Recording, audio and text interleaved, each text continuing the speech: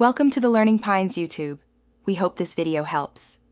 You start now, power the device and connect it to a laptop. Once connected, enable debugging or use recovery USB mode. This gives you a command channel to interrupt reset.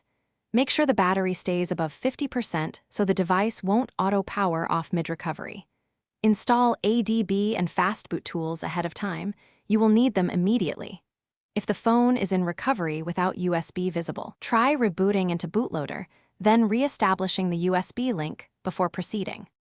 Once connected, verify with a DB devices and open in a DB shell. You need live command access to halt the wipe.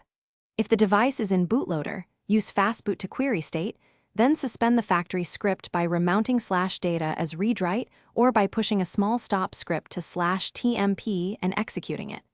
Make short, targeted commands. Avoid reflashing unless required. If file system operations fail, prioritize preserving the user data partition by blocking the wipe process with You finish by verifying that the user data partition remains intact. List /data and check key app folders. Once done, clean up any temporary scripts and reboot to system to confirm normal operation.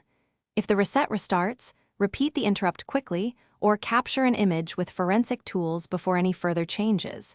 Make sure the device stays powered and the USB connection is stable throughout. Finally, create a reliable backup to prevent loss if a future factory reset is triggered. Thanks for watching. Consider subscribing if we helped you.